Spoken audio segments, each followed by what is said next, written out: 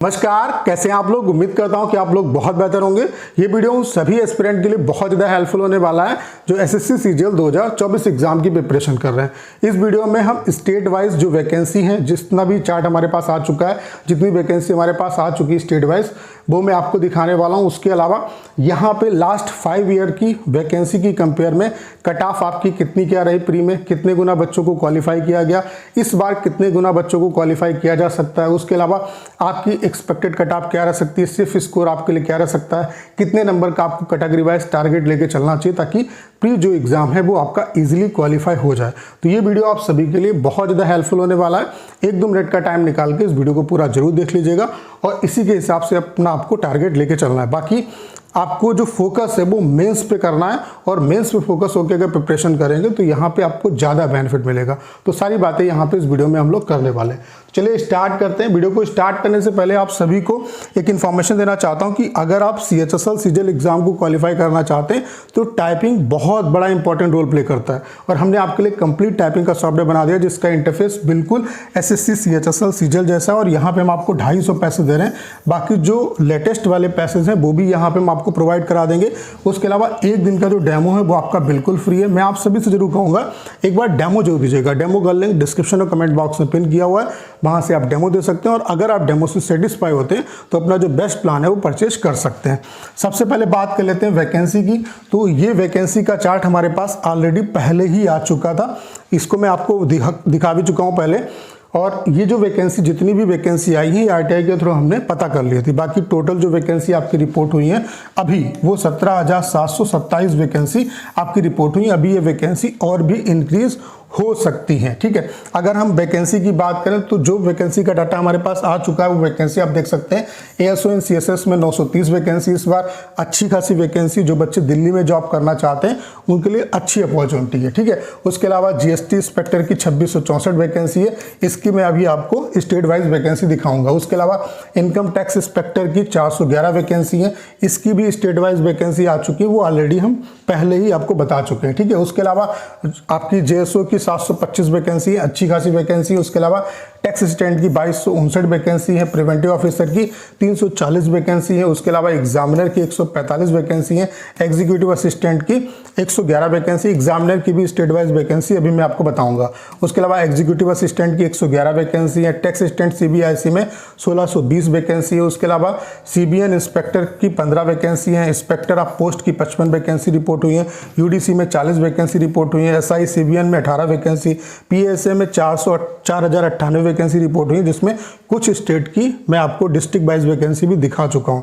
ठीक है, उसके अलावा ऑडिटर CGDA में 1799 वैकेंसी रिपोर्ट हुई है, ASO में 120 वैकेंसी अभी आई है। तो ये अभी तक मतलब जो हमारे पास आरटीआई के थ्रू डाटा आया था उसमें 15,350 वैकेंसी ऑलरेडी रिपोर्ट हो चुकी थी और जो वैकेंसी एसएससी ने अभी बताई है जो नोटिफिकेशन के टाइम पे वो 17,727 वैकेंसी बताई है।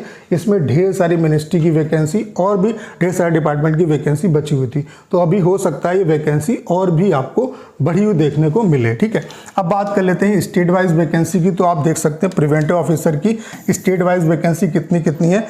प्रिवेंटिव जो ऑफिसर होता है वो केवल इन्हीं स्टेट्स में होता है, जैसे कि आप चेन्नई में मिलेगा आपको प्रिवेंटिव, उसके अलावा गोवा में, कोलकाता में, मुंबई में, तिरुवनंतपुरम में, उसके अलावा विशाखापट्टनम में। तो टोटल जो वैकेंसी है प्रिवेंटिव ऑफिसर की वो 340 है। कैटेगरी वाइज आप देख सकते हैं जनरल की 175, SC की 53, ST की 18, उसके अलावा OBC की 62 और EWS की 32 वैकेंसी। बाकी स्टेट वाइज आप देख सकते हैं जैसे कि चेन्नई में आप देख सकते हैं 117 वैकेंसी है, गोवा कस्टम में 18 वैकेंसी है, कोलकाता में 77 वैकेंसी है, मुंबई कस्टम में 82 वैकेंसी है, तिरुवनंतपुरम में 32 वैकेंसी है, उसके अलावा विशाखापट्टनम में आपकी 14 वैकेंसी है। तो ये प्रिवेंटिव ऑफिसर की स्टेट वाइज वैकेंसी। उसके अलावा एग्जामिनर भी इन्हीं स्टेट्स में आपको मिलेगा। ठीक है, क्योंकि पोर्ट्स के आसपास ही ये जॉब होती हैं, जैसे कि चेन्नई में होगा, गोवा में होगा, कोलकाता में, मुंबई में, तिरुवनंतपुरम में, विशाखापट्टनम में, जहाँ पे प्रिवेंटिव वहीं पे एग्जामिनर। तो यहाँ पे आप टोटल वैकेंसी देख सकते हैं, इसकी 145 वैकेंसी। कैटेगरी वाइज जो जनरल की वैकेंसी है वो 68 वैकेंसी है, SC की 21 वैकेंसी है, ST की 6, OBC की आपकी 43 और EWS की 7 वैकेंसी है।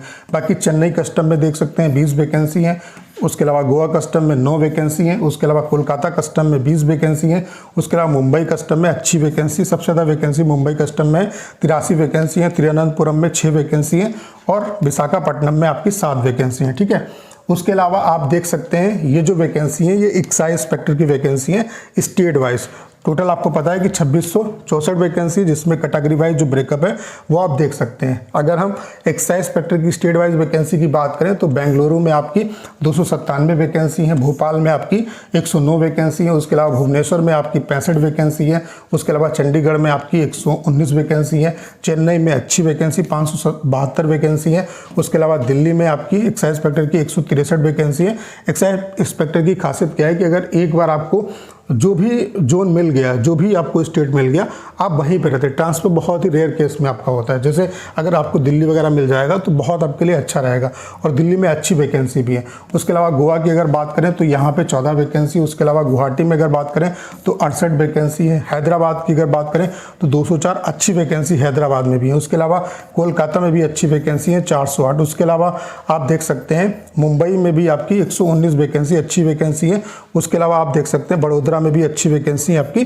तो ये एक्साइज इंस्पेक्टर की आपकी स्टेट वाइज वैकेंसी है। ठीक है, उसके अलावा अगर हम बात करें लास्ट 5 ईयर्स की कट ऑफ कितनी प्री का यहाँ पे हम एनालिसिस कर रहे हैं, प्री की कट ऑफ क्या गई थी और हमने यहाँ पे यूआर की कट ऑफ को ही लिया है। अब इसके पीछे रीज़न क्या है, क्योंकि मैक्सिमम कट ऑफ तो यूआर की जाती है, बाकी जितने भी कैटेगरी के कट ऑफ हैं वो इससे नीचे ही रहेंगे। तो इसके बेस पे आपको एक आइडिया लग जाएगा कि मैक्सिमम कितनी जा सकती है और उसके हिसाब से आपको क्या टारगेट लेके चलना चाहिए। बाकी एक्सपेक्टेड भी मैं आपको बताऊँगा और आपके लिए टारगेट स्कोर क्या रह सकता है वो भी बताऊँगा। ठीक है, तो 2019 की अगर हम बात करें तो यहाँ पे 8582 वैकेंसी थी, यहाँ पे 1,25,279 एस्पिरेंट को क्वालिफाई किया गया था और 147.76 कट ऑफ गई थी। यहाँ पे प्री में जो बच्चे क्वालिफाई किए थे वो 14 गुना बच्चे क्वालिफाई किए थे।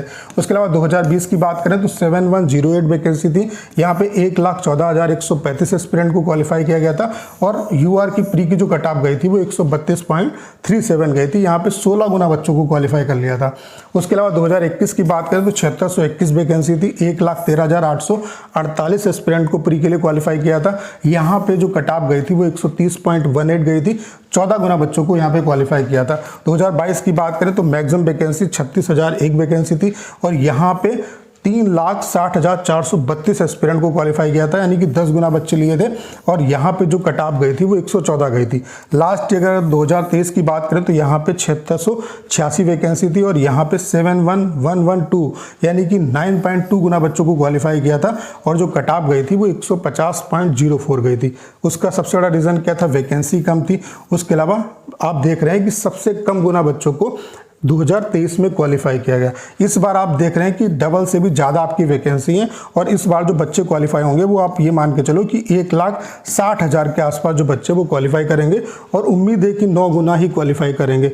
हो सकता है 10 गुना भी कर दें, वो एसएससी पे डिपेंड करेगा, लेकिन 9 गुना या उससे ज़्यादा ही बच्चों को क्वालिफाई किया जाएगा, यानी कि 1,60,000 के आसपास बच्चे इस वैकेंसी पे क्वालिफाई होंगे। अगर वैकेंसी और बढ़ती है तो और ज़्यादा बच्चों की संख्या बढ़ जाएगी, यानी कि आप यहाँ से ये आइडिया लगा सकते हो जो कट ऑफ 2023 में 150 गई, यानी कि किसी भी कंडीशन में कट ऑफ इससे ऊपर नहीं जाएगी, यानी कि इससे ऊपर आपकी कट ऑफ नहीं जा सकती, जबकि वैकेंसी भी इससे जस्ट डबल से ज़्यादा है और बच्चे भी ज़्यादा क्वालिफाई किए जाएंगे। तो आपको ये चीज़ समझ में आ गई होगी कि 150 से चीज़ें मतलब इससे वर्स्ट केस आपका क्या हो सकता है, 150 से ऊपर कट ऑफ नहीं जाएगी। पेपर मान लेते हैं बहुत इजी आ जाए तो हो सकता है चली जाए 150 के आसपास कट ऑफ। बाकी जिस तरीके से पेपर अभी तक जिस सिनेरियो में हो रहा है, जिस तरीके से पेपर का लेवल आता है, अगर वैसा ही पेपर आता है तो आपकी कट ऑफ क्या रह सकती है वो मैं आपको बता रहा हूँ। ये एक जस्ट एक आइडिया देने के लिए आपको बताया जा रहा है। उसके अलावा ये आपके लिए क्या है, टारगेट स्कोर है। तो अगर इतना आप टारगेट लेके चलेंगे तो किसी भी कंडीशन में आप प्री एग्जाम क्वालिफाई कर लेंगे। तो यूआर की कट ऑफ एक्सपेक्टेड क्या रह सकती है, 135। ओबीसी और ईडब्ल्यूएस की कट ऑफ में बहुत ज़्यादा डिफरेंस आपको देखने को नहीं मिलेगा। 133 ये जा सकती है, ईडब्ल्यूएस की 133 रह सकती है, एससी की 115 और एसटी की जो है 110 कट ऑफ रह सकती है। बाकी टारगेट स्कोर आपको क्या लेके चलना चाहिए ताकि किसी भी कंडीशन में आपका प्री एग्जाम क्वालिफाई हो जाए। तो अगर आप यूआर, ओबीसी और ईडब्ल्यूएस कैटेगरी से तो 140 नंबर का आप टारगेट लेके चलो, प्री आपका इजीली क्वालिफाई यहाँ पे हो जाएगा। एससी एसटी की बात रहे हैं तो 120 या उससे ऊपर का टारगेट लेके चलो, आपका प्री इजीली क्वालिफाई हो जाएगा। बाकी अगर आप सीरियस एस्पिरेंट हैं तो मैं आप सभी को एडवाइस देना चाहता हूँ कि आप प्री को टारगेट करके प्रिपरेशन मत करो। आप जो अपना टारगेट करो वो मेंस को टारगेट लेके प्रिपरेशन करो, क्योंकि सिलेबस आपका सेम है और मेंस को टारगेट करके प्रिपरेशन करोगे तभी आपकी जो यहाँ पे सिलेक्शन है वो आपको मिल पाएगा, क्योंकि मेंस की डेट ऑलरेडी आपकी आ चुकी है और मेंस के लेवल की प्रिपरेशन करेंगे तो प्री एग्जाम इजीली क्वालिफाई हो जाएगा। इसके लिए आप ये कर सकते हो कि जैसे एक हफ्ते में 2 या 3 जो मॉक हैं वो प्री के दो और एक आप जो मॉक है वो मेंस का भी दो, और जो प्रिपरेशन है वो मेंस के पॉइंट ऑफ व्यू से करो। बाकी एक आप शेड्यूल बना लो कि आधे घंटे या 1 घंटे डेली आपको टाइपिंग और कंप्यूटर पे देना है, क्योंकि ये बहुत ही इंपॉर्टेंट रोल प्ले करने वाले। तो ये आपके लिए टारगेट स्कोर रह सकता है। उम्मीद करता हूँ सारी जानकारी आप बहुत अच्छे तरीके से समझ पाए होंगे। बाकी ये हमने आपके लिए कंप्लीट टाइपिंग का सॉफ्टवेयर बना दिया जिसका इंटरफेस बिल्कुल एसएससी सीएचएसएल सीजीएल जैसा है। उसके अलावा यहाँ पे हम आपको 250 पैसे दे रहे हैं। बाकी जो लेटेस्ट वाले पैसेज हैं वो भी यहाँ पे हम बहुत जल्द अपडेट कर देंगे। एक दिन का जो डेमो है वो आपका बिल्कुल फ्री है। मैं आप सभी से जरूर कहूँगा एक बार डेमो जोड़ दीजिएगा। डेमो का लिंक डिस्क्रिप्शन और कमेंट बॉक्स में पिन किया हुआ है, वहाँ से आप डेमो दे सकते हैं और अगर आप डेमो से सेटिस्फाई होते हैं तो अपना जो बेस्ट प्लान है वो परचेज कर सकते हैं। उम्मीद करता हूँ सारी जानकारी आप बहुत अच्छे तरीके से समझ पाए होंगे। करना क्या है, इस वीडियो को 10 शेयर करना है। उसके अलावा अगर आप चैनल पर नए हैं और आपने अभी तक इसे सब्सक्राइब नहीं किया है तो प्लीज़ चैनल को सब्सक्राइब करना मत भूलिएगा।